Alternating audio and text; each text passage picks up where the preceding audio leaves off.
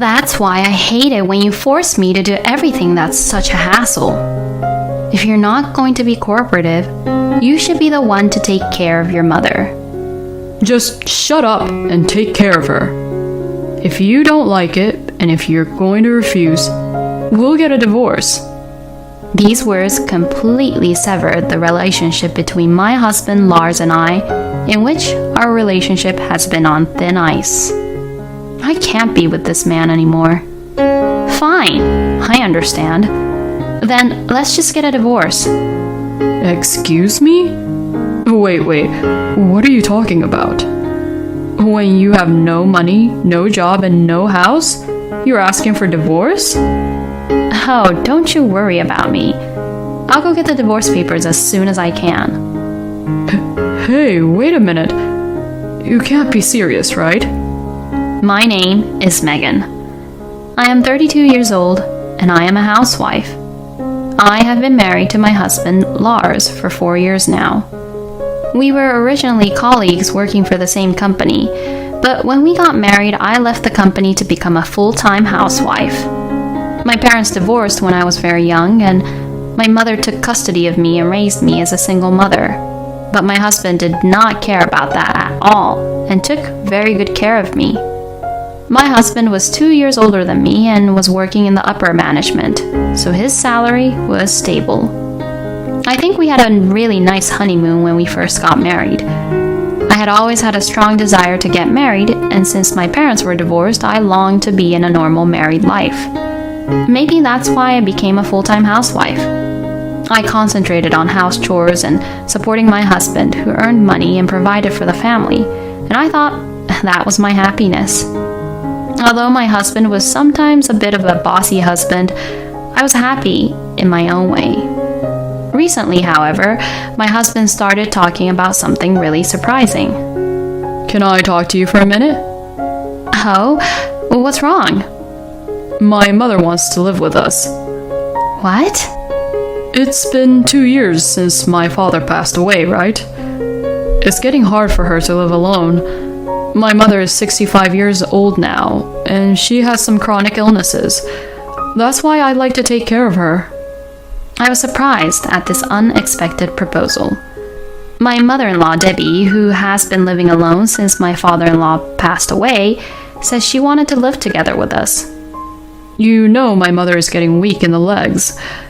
Always being home alone is inconvenient, and it makes me a little anxious about many things. Apparently, my husband wants to live with his mother too. I knew about her chronic illness, and I was concerned about her, but I had no idea that she would actually suggest to move in with us. I had my doubts, but my husband has strongly requested it many times, so I decided to welcome Debbie into our house. When we decided to move in together, my mother-in-law sold the house she had been living in and came to the apartment where we were living, as if she had been preparing for the move. This is how my life with Debbie began. I did not have a bad impression of Debbie. I did not visit her at her place often, but she was kind to me when I went to visit her during Thanksgivings and New Year's holidays. So I thought there would be no problem if I started living with her. However, when it came time to move in together, Debbie began to show her true nature, which she had never shown before. Megan, can you lend me some money? Huh? Why? I'm going out to the cafe with a friend. I don't have a job, so I don't have enough money at the moment, you know. But you do get pension, right? Besides, you have your husband's inheritance and money from selling your house that you had, don't you? I beg your pardon? What, are you implying that I shouldn't go out and see my friends? No, it's not like that. But the bag that you wanted the other day, we just paid for it out of our expenses, didn't we? How stingy are you? It's fine to at least pay for the cafe. I'm going to tell Lars about this. You're a housewife in the first place, so it's Lars who's actually paying for it anyways. That's true. But my husband entrusted me to manage the family finances. So if I don't do my best, our life will eventually become difficult because of Debbie's habit of spending money. And since your legs are getting weaker, I think it would be better if you didn't go out so much. You're always making excuses, huh? You really are an inflexible woman. Saying this, Debbie angrily went back to her room. No matter how angry my mother-in-law may be with me, this thing is non-negotiable. But it looks like Debbie convinced my husband. Hey, Megan, what did you say to my mother? Huh? I heard from my mother that you were trying to forbid her from going out with her friends and lock her up in this house. What the? I didn't do that. Debbie didn't even give me back the money for the bag the other day, but she asked me to lend me her money for going to cafe with her friends, so I refused. Huh? Why did you even refuse her request without telling me? I'm the one who earns money here, so I decide how to spend my money. You could at least hand her the money for cafe. Fine. To this, Debbie grinned and said to me, See, I told you, it's Lars who's paying for it. Well then, give me $50. Excuse me? $50 for the cafe? Well, you don't know how much it costs, do you? So if that's the case, it's normal to bring money just in case. Yes, but... Just give her $50. God, I really didn't think that you were such a difficult wife. Huh? So it's all my fault then? Lars spoils his own mother too much. Wow, Lars, you must be having a really difficult time. All right, I'll step up here and educate Megan about being a wife. What? Mother, really? That would be great. It's for you, Lars. Of course I do that. Who do they think they are? I came to know not only Debbie's true nature, but also that my husband was a mama's boy. Having received permission from my husband, Debbie got carried away and began to behave more and more terrible towards me. She complained that my cooking was bad and tasteless. She complained that the vacuum cleaner was too noisy. She complained about the timing of my laundry, and she complained about my house chores. I am sure she doesn't like anything I do. Furthermore, it seems to feel like she is always acting like the guest of the house and never helps me with the house chores.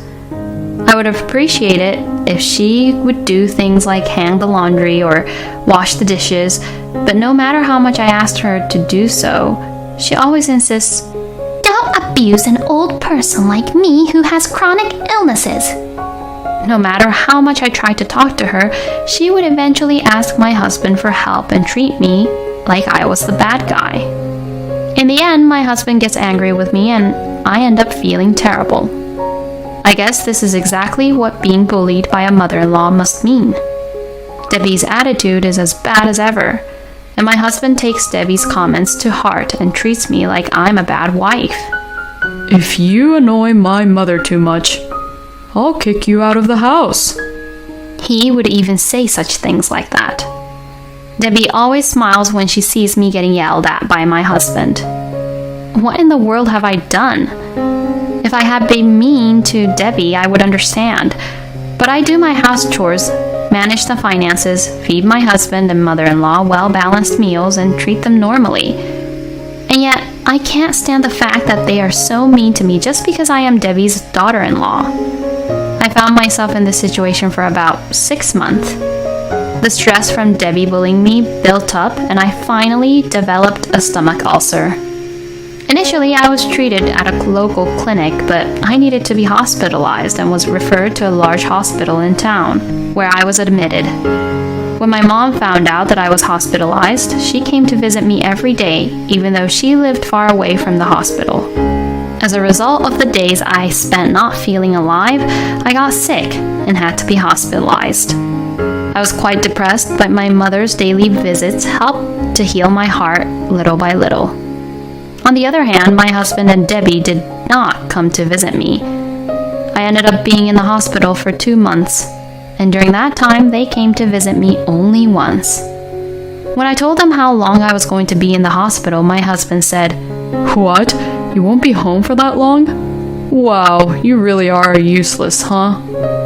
And Debbie would also say, "You don't have the guts. I'm in much worse shape than you. What do these people think I am?" When my mother came to visit me afterwards, they would quickly leave.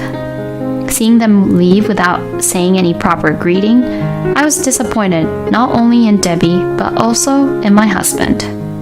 Just the thought of having to live with those people again after leaving the hospital was horrifying. Perhaps the reason I was in the hospital for so long was because I was thinking about that. Later, I was finally discharged from the hospital. When I called my husband, he said he understood and came to pick me up by car. I was thinking that he still had this kindness in him, and when he saw me as he picked me up, he said, It was really difficult while you were gone, you know. When I asked him what he meant, he said that even in front of my husband, Debbie made him do everything, saying things like, "I can't cook today because my leg hurts," or "I need to take a break, so do the cleaning and laundry." So Lars had to do the house chores after work and on his days off, which was really hard for him because he didn't have time to rest. I was a little happy. My husband understood the hardships of doing house chores and dealing with Debbie. This would stop him from taking Debbie's side in everything, and he would listen to me. And my husband was actually kind to me even after I returned home. Whenever Debbie said something unreasonable, he would warn her, saying, Mom, don't talk like that. Debbie looked frustrated and reluctantly did as my husband said. It was really hard for me when I had to be hospitalized because I felt I had reached my limit in terms of being treated like that by Debbie, but I am glad that things have changed in this way. I wish my husband would have changed without me having to be hospitalized though. But then, the situation changed again. On the way home from a tea party with her friends, Debbie fell off the stairs at the train station and injured herself. Unfortunately, the injury itself was not so serious, but as a result, the chronic illness she had in her leg worsened, and she became unable to live her daily life easily as before. The doctor told her that she would require long-term care. Debbie was going to be hospitalized for the time being, and when Lars returned home, he wanted to discuss the future with me. At that time, I thought that my husband would cooperate with me and take care of Debbie together. But what my husband would say was unbelievable and not so nice. I'll leave it to you to look after my mother. Excuse me? You're the one who stays at home during the day all the time, and it would be better if a woman did it, wouldn't it? Now, wait a minute. Why is it decided that I would be the only one looking after her? You should be the one taking care of her at night or on your days off. I'll be tired and exhausted from working. I'm too tired to take care of her after work, and I need to recover my strength on my days off. That's why you should be the one to do it, because you're the one who stays at home all the time, right? I was just really disappointed. Nothing has changed. He throws all the troubles to me. He would rather not take care of Debbie at all because of the mess he had to go through while I was in the hospital. I'm counting on you to take care of my mother. My husband tries to end the conversation by saying that. No, I can't lose here like that. If you're forcing me into this like that, I won't take care of her. Huh? What the hell are you saying? Lars sounded irritated from what I said. Don't be so selfish. Who do you think you owe your life to? That's why I hate it when you force me to do everything that's such a hassle. If you're not going to be cooperative, you should be the one to take care of your mother. When I argued in this way, my husband said something outrageous. Just shut up and take care of her. If you don't like it, and if you're going to refuse, we'll get a divorce. These words completely severed the relationship between my husband and I, in which our relationship has been on thin ice. I can't be with this man anymore. Fine, I understand. Then let's just get a divorce. Excuse me? Wait, what are you talking about? When you have no money, no job, and no house, you're asking for divorce? Even if we get a divorce, you really won't have any bright future ahead of you. There is no way that we should get divorced. It seems that my husband has suggested the divorce upon me as a threat. But to me, it was no longer a threat. It had become just a talk of separation. Oh, don't you worry about me. I'll go get the divorce papers as soon as I can. Hey, wait a minute. You can't be serious, right? My husband was obviously upset, but I guess he didn't want to lose and show how upset he was. He fidgeted and just watched silently as I prepared to leave. I was on my way to the town hall when I called someone. Oh, hello. Sorry to call you so suddenly. Can I take you up on the talk that we had before? Yeah, I couldn't take it anymore. I'm even heading over to the town hall right now. Really? Thanks. Well then, see you soon. After that, I went home with the divorce papers. When I entered the living room, my husband still looked upset, and he was just looking over at me and didn't move. Here are the divorce papers. Just sign these. Are you sure about this? What? So you had no intention of getting a divorce, but you say things like we get a divorce? You're so lame and stupid. When I provoked him, my husband's face turned red, and he got angry. Fine. If you're fine with it, then sure. Let's just get on with it. I thought I could reconsider about divorce, but we're done for. I'm divorcing you. Whatever. Just shut up and sign here. I urged my husband, who was being reluctant on signing the papers and not holding a pen. He sat down on a chair loudly and signed the divorce papers. There, you sure about this, huh? I ignored these words and signed my part. Okay, well then, I'll submit the papers. Then I started packing up my stuff. While I was packing up my stuff, my husband was there just fidgeting around, not knowing what to do. I guess he wants me to stop the divorce. But I've reached my limit. I packed my things without worrying about my husband and loaded them into my mother's car, which arrived a few minutes later. Well, good luck taking care of Debbie. I said this to my husband for the last time and left the house. My husband seemed to want to say something. I laughed in the elevator, remembering my husband's facial expression, which was in a shock. I immediately filed the divorce papers, and my divorce from my husband was successfully finalized. Then, about 2 months later, I received a phone call from an unknown number. I thought it might be a work-related call, so I answered anyway. What the heck do you want from me? Hey, Megan, when will you come back here? Huh? What the heck are you saying? We got divorced, you know. And now we're strangers, you know. Oh, don't say that, and please, just come back. You've been a full-time housewife when you were with me, so you're only working part-time jobs, right? Even if your mother lived with you, it would be hard for you to make ends meet even if you both worked part-time jobs, since it's just you and your mother. I mean, you shouldn't even be worrying about me like that since we're divorced. Please, Megan, please, come back. Not only am I taking care of my mother with her leg injury, but she's also got dementia, and she's throwing tantrums all the time, and the house is a mess. Let's start over with our married life like the old days, where I earned a decent amount and you take care of the house. I couldn't help but laugh. You just want to have it easy for yourself, huh? I'm sorry to say this, but I'm working hard at my friend's company as a full-time employee at the moment.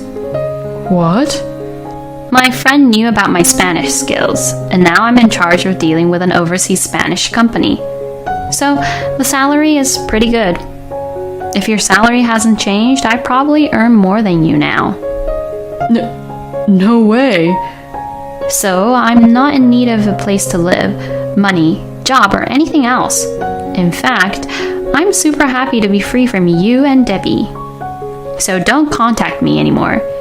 If you try to contact me, even if I change my number, I will call the police immediately. Oh, hey, wait. Before my husband could say anything, I hung up the phone.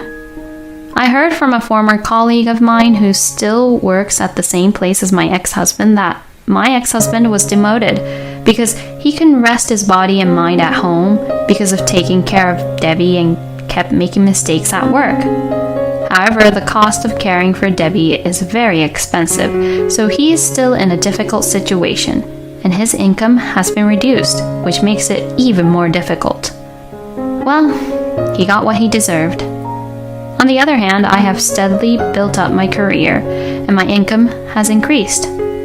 I am now living a comfortable life in a slightly more expensive apartment. It's amazing how much bullying can end you up with a stomach ulcer. And even though Lars experienced it once and learned how hard it is to take care of the house chores and his mother, he is just the worst for trying to force everything onto Megan. I can only say that he deserved to be abandoned by Megan in the end, and all the burden came to him. I hope that Megan will continue to work hard at her job while also fulfilling her private life. Thank you for watching until the end. Please subscribe to our channel. See you in our next video.